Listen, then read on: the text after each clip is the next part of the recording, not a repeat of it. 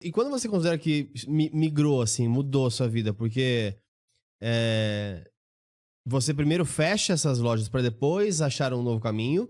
Ou você Não, planeja essa é mudança? legal isso, André. Ela veio. Lembra que eu falei do lance de que meu pai é assim? Eu falo que eu tive o pai rico e o pai pobre. Sabe o livro do Kiyosaki? Aham, Eu aham. tive em vida aquilo ali. O pai pobre foi meu pai. Ele era ele criava network. Ele era um cara muito carismático. Era um cara de amizade. Era um cara que você fala, pô, quero ficar do lado desse cara. Mas ele não sabia fazer dinheiro. Já meu sogro era o durão. É o de poucos amigos. Eu nunca vi ele falar que tinha um amigo. Nunca. Nunca vi ele falar, vou visitar o meu... Não tinha. Só que sabia fazer dinheiro.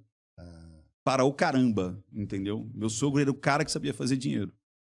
E aí eu tive a instrução dos dois. Eu acho que isso foi muito legal. Então, na minha infância, eu tive a agiota ameaçando meu pai, entendeu? Acordar com... Tentaram botar fogo na loja, porque meu pai não conseguiu pagar o agiota. Humilhação, botar revólver em cima da mesa, né, xingamentos e tudo mais. E eu lembro que quando meu pai, por conta de um dos credores, olha que loucura, que era da mesma comunidade da igreja, ele falou assim, Humberto, você já pagou muitos juros, cara. Já pagou muitos juros. Para. É impagável o que você... Ele falou assim, ó, você só vai pagar o principal agora. E eu quero ser o último a receber. Porque ele foi pedir mais dinheiro para esse cara, que era o Zé da Confiança, o José da Confiança, a loja chamava Confiança, José Afonso. E ele que deu a virada de chave, ele que instalou o Drive. Para aproveitar ali. o Marçal, né? Ele que instalou o Drive no meu pai. Falou, cara, para que senão você não vai... Ele que realmente fez a virada na nossa vida. E aí meu pai, junto com a minha mãe falou, não, eu vou ficar do seu lado. E aí quando os caras vinham receber, ele falou, não vou pagar. E cara, imagina, você fala para um agiota que você não vai pagar. Só vou pagar o principal.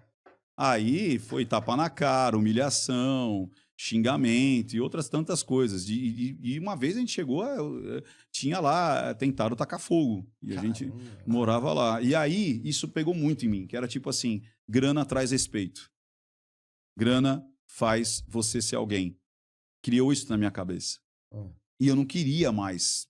Tipo assim, a gente chegou a não ter proteína para comer. Eu lembro de minha mãe preparando macarrão só pelo macarrão, arroz e salada e batata frita. Não tinha nem proteína. Muitas vezes não tinha proteína. Você entendeu? Não tinha roupa. Não tinha, era aquela roupa que você tinha que usar o ano inteiro. E bem nessa época, com 12, 13 anos, você quer namorar, dar uns beijos na boca. E aí olhavam para você e falavam assim, porra, sempre com essa roupa aqui. Porque hoje tá na moda, né? A camisetinha preta. Agora Insider! Jeans, Aí, se alguém fala assim, estou igual, você fala assim, estou de Insider. Insider do não meu é planeta. Né? E aí, passei por essa situação de realmente não ter nada. Meu pai vendeu o carro da minha irmã, vendeu o carro dele, ficamos sem nada, não ter roupa, não ter muitas vezes uma comida legal. E aí criou esse negócio na minha cabeça. Eu falei, cara, eu quero ser rico, eu quero ser rico, eu quero ser rico. E aí eu comecei a ler um monte de biografia. Ricardo Sembler, lembra, Ricardo? Vocês não sabem quem é Ricardo Sembler, né? Akio Morita,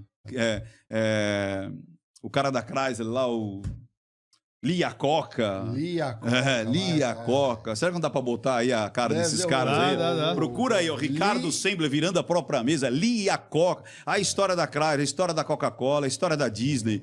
E aí eu comecei a ler uma porrada de coisa. Barão de Mauá. Mas era aplicável ali? Então, esse que eu acho que foi a grande sacada dos anos 90 e dos anos 2000. Os livros dos anos 80 era muito assim, valorizar o mito. Ele não tinha um processo, ele não tinha um beabá. Não era o como, né? Não era o como. Quem? Era quem? Jack Welch, por exemplo. Era quem? Eu li Jack Welch, é uma que tá na capa, é ele assim, carequinha. Esse daí o carequinha. É escrito Jack Welch. Eu li Jack Welch, eu li uma porrada. Tem aí, ó. Ah, não, mas aí você tá buscando, tem que buscar o livro. Né? Mas mas tem lá, tem a história da Coca-Cola, a história do McDonald's, a história da Disney, os bastidores da Disney, uma porrada de coisa.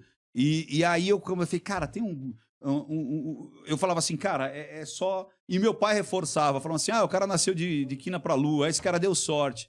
E eu acreditei isso, cara, até dar aquele baque que eu tive que assumir as lojas. Aí eu lembro, cara, que um dos grandes ensinamentos foi um ensinamento de gestão simples, que eu estava desesperado ali tentando fazer dinheiro para pagar todo mundo que eu tinha que pagar. E um tiozinho que era muito rico, na realidade. Ele já tinha uma Mercedes, isso imagina, em 91, ele tinha uma Mercedes. Antes de abrir Sim, as país, porteiras, né? ele tinha uma Mercedes, ele tinha uma quinta em Portugal, e ele trabalhava de tipo de caixeiro ali, porque ele queria. Caixinha branca, o que é caixinha branca? A caixinha sem marca, né? Porque ele queria. Ele falava que ele não gostava de frio, então ele passava o inverno, o verão aqui e o verão lá. Ele não gostava de frio, ele passava...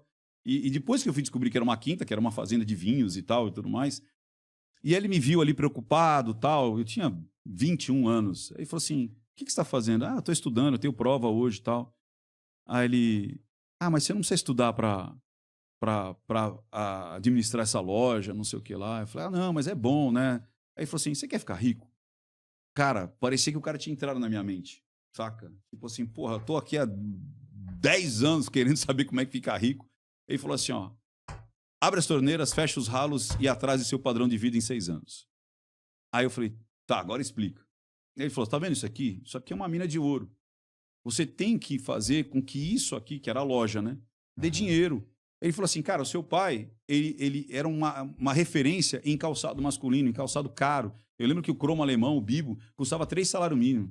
Então hoje custaria o quê? Quase 4 mil reais. Entendeu? Então, isso que o salário mínimo, inclusive, valia mais do que hoje. Tem essa também. Então, valia... Então, a gente tinha lá o Jacomete, tinha bons sapatos, tanto masculino quanto feminino, mas de alto padrão. E vendia pouco, né? E os tênis, a batidinha, a sandalinha, a modinha, é o que vendia mais. E aí ele começou a falar, cara, você tem que vender coisas rápidas. Sabe, ele me ensinou Pareto. Imagina, um cara que não sabia nem ler e escrever direito. Ele falou assim, 20% do seu estoque gera 80% do seu faturamento. Depois eu fui saber isso na faculdade, mas ele me falou ali, um tiozinho que não sabia nem ler e escrever. Um cara de percata. Sabe o que é percata? Não. Uma sandália de couro no pé, calça de tergal, camisa de social, de rota, só que milionário. E era no que girava mais. No que girava mais. Aí eu comecei a mudar, comecei a colocar outras coisas, comecei a colocar coisas que girava, tipo meia calça feminina. Cara, aquilo vende muito, cara. Mulher rasga aquela porra daquela meia toda hora, entendeu? Então sandalinhas que ela não vai se importar em comprar 2, 3, e se acabou, vai lá e compra outra. Saca? Muita coisa. E eu fui mudando esse estoque. E aí ele falou assim, cara, fecha os ralos. O que é? Cara, você tem que cortar seus gastos. Você tem que cortar seus gastos. Aí foi ver um monte de besteira, né? Um monte de besteira. Pagava muito, algumas contas. E ele falava de tudo. Ele falou assim, fornecedor, você tem que ir atrás do fornecedor mais em conta. Sempre vai ter alguém que consegue fazer mais em conta para você. Negocie o máximo possível. Acho que foi o Jack Welch que falou, né? Que custa igual unha, né? Tem cortar, E ele falou exatamente isso para mim. Falou, custa igual... Mas era um portuguesinho, cara, que não conhecia o Jack Welch, pode ter certeza. E ele chegou e falou assim, cara, você tem que... É a luz, é o contador, é isso, é aquilo, é a comissão. Ele chegou até a falar assim, cara, o seu pai pagava muita comissão. Né? É muito além do que o média de mercado. Então eu fui, e o dinheiro começou a aparecer. E o dinheiro começou a... E aí o grande ensinamento desse cara foi, não mude o seu padrão de vida. Durante 6 anos. Essa que foi a grande sacada. Porque a pessoa começa a ganhar, ela começa a gastar. Aí ela vivia muito bem com 3 mil reais. Ela começa a gastar 5, ela gasta 5. É a corrida dos ratos lá do Kiyosaki, né? Aí ela ganha 10, é 10. Entendeu? Exato. E aí, se volta para 5, ela volta a ganhar 5. Então, se você tá com 3 e ganhou 5, cara, aplica esses 2. Ganhou 10, aplica esses 7. Vai chegar uma hora que o dinheiro... E aí, coincidentemente, eu comecei a namorar com a Adriana. E aí, o meu dinheiro começou a aparecer mais. Porque ela começou a segurar, cara. Você tá entendendo? A Adriana é o inverso da maioria das mulheres do mundo. É isso, entendeu? que eu tô meio curioso aqui. Ela não quer gastar. Ela não gasta de jeito nenhum. É uma briga, é uns tapa. Até... e ela... Cara, eu tô casado com ela há 26 anos, pra você ter uma ideia. Acho que ontem mesmo ela brigou que ela queria pagar lá o jantar. Lá.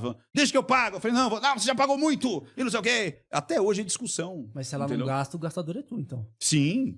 Ela que chegava e falava, isso é claro. você precisa disso? Você precisa daquilo? Pra que você... E eu lembro com umas coisas assim, nada a ver, cara. Eu lembro que eu quero um canivete, aquele suíço. Ela, pra quê? Você vai usar quando? Não, porque, ó. Agora, você vai cortar quando? Eu falei, não sei, eu achei legal. Achei legal, né? Sempre quis ter um. Sempre quis ter um, mas pra quê?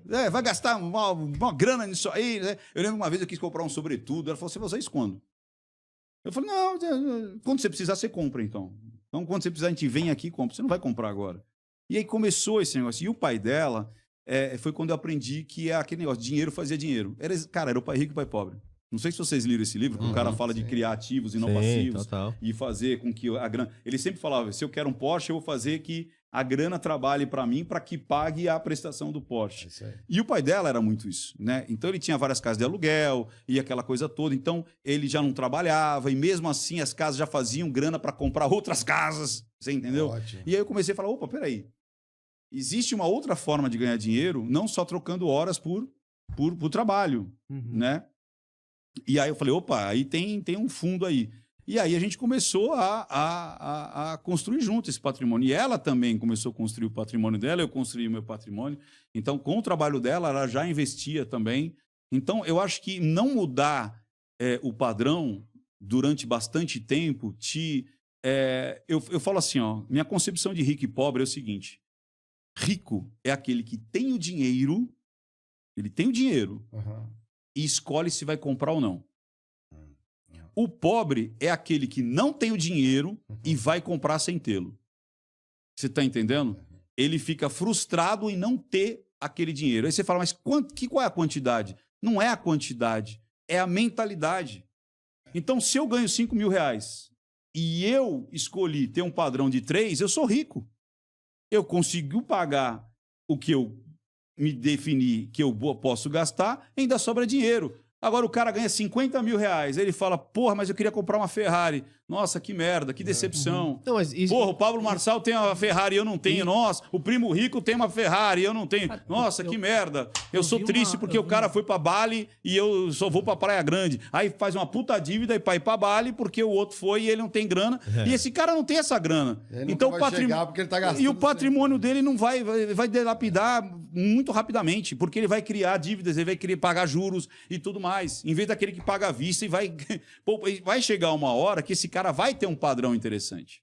Mas ele atrasou esse padrão até começar a ter um padrão decente, entendeu? Não, mas acho que isso é um pouco da pegadinha, que até o livro não trata especificamente, mas é um fenômeno que eu vejo acontecer, que é quando o dedicado, ele se esforça para estar no padrão primeiro educacional de cima. Então, eu como pai, por exemplo, vou colocar meus filhos na melhor escola. Quem vai ser os amiguinhos do meu filho?